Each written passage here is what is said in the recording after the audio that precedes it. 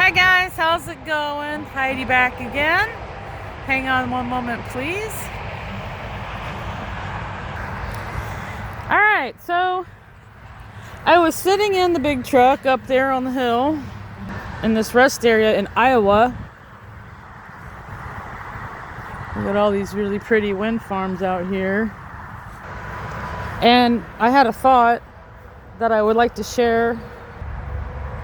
Alright, so I fell in love with the idea of building a tiny house. And I saw a lady on 60 Minutes back in 2010, so 16 years ago. I went back to truck driving, which is something I've been doing on and off for 26 years. And I ended up, the very next year, I adopted this dog. She's 14 now.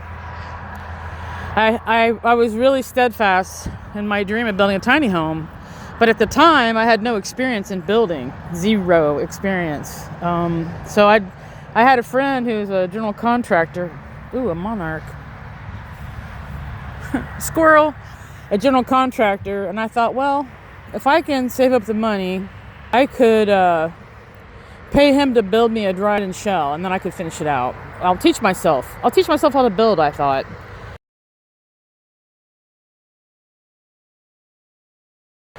So time went on. I got heavily involved in the tiny house groups, and I realized that in Ohio, it's not really legal to live in a tiny house. It's very difficult to get like a variance and approval, and then you got all the NIMBYs to deal with.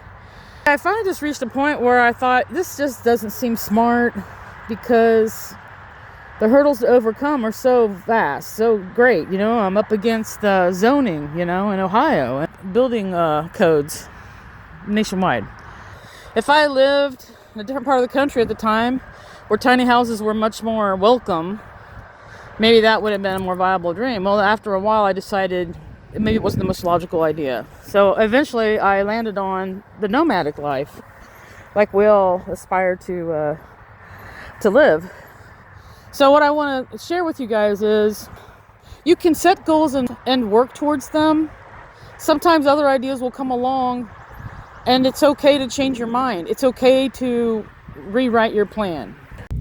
Yeah, so just bear with me, guys. I'm going to tie all this together. I want to talk about how I got started on nomadic living, and I'll explain how when I started out, I didn't have much to work with at all. As far as, like I talked about, zero building skills, wasn't able to afford to buy a nice van. And so I will explain how I started out with very little. And I just hope it's going to be inspiring, because I know a lot of you out there really want to get started. And I'm here to tell you, you can get started. Little by little, just using what you have. So just hang on a minute. I'm gonna get to a point. All right, here we go. All right, well, I got rained on. Let me continue on with this, see if I can wrap it up. All right, so here I am in the big truck, Freightliner, sitting in a rest area. I spent the night here on my way to Nebraska to make a delivery for tomorrow morning. So I do work between 55 to 80 hours every week. I know that sounds like a lot. I'd say on average, I probably only work about, 65 to 70 most of the time.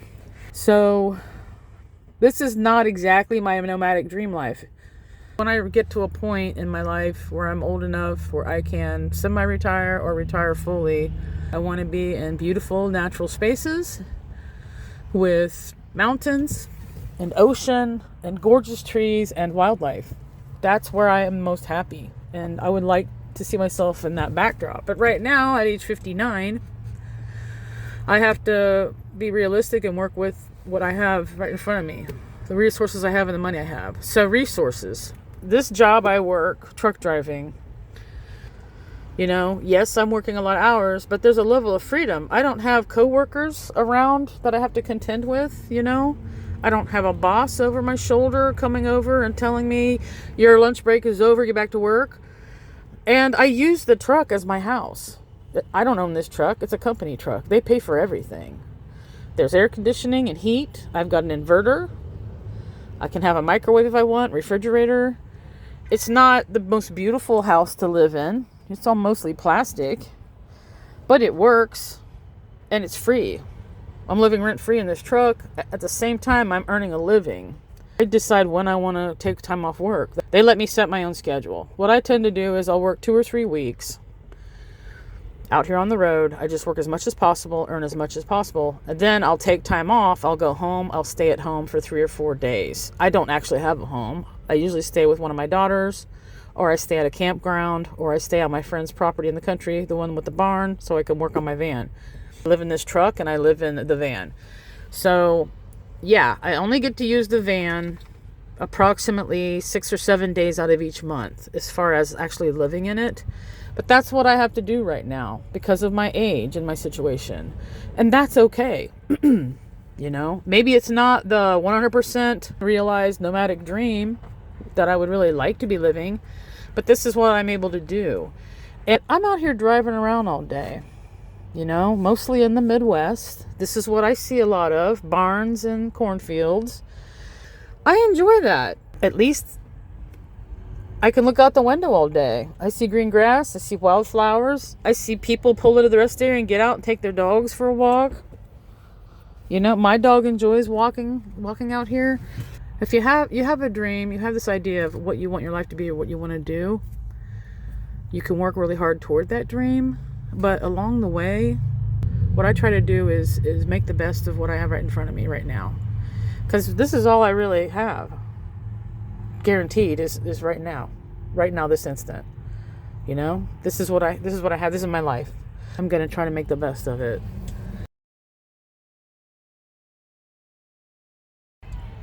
I completely moved out of apartment living in 2021 during COVID, and I didn't have a nice anything. I just had a really old Toyota Sienna minivan, and that's what I was living in with my dog and my cat. At the time, I only had one cat.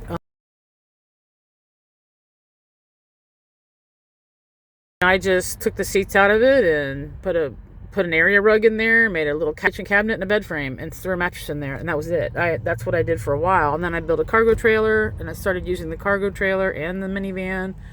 Eventually, I decided to go back on the road. So then I had the truck, the company truck to live in, and the cargo trailer and the minivan. And eventually, I got rid of the minivan. I gave it to my daughter, and I decided to actually do what I really wanted to do all along, which was buy that Dodge van. The Dodge ProMaster. That's what I have been wanting for many years, but it took me a while to work up toward that, to acquire the skills and to save up the money in order to, you know, put a down payment on it and start paying for that van.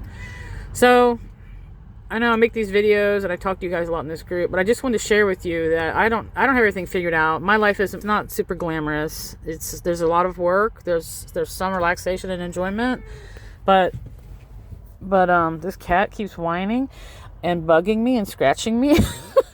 But the whole point I'm making is, you know, work with what you got and just try to find the joy in everyday living.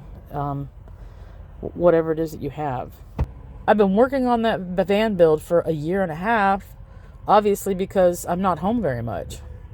I'm only home a few days each month. I try to take what time I have available to work on the van, and it's a very slow process. A year and a half later, it's not completely done. I don't have a heater installed. I don't have air conditioning installed. I don't have solar panels installed. So I'm just trying to show you guys that doesn't have to be perfect. And, you know, there are people in this world that maybe they have more money or they have a different type of job and they can, you know, go out and buy a nice van that's already built and hit the road and live the life. That's the point. Most of us aren't able to do that, and that's okay.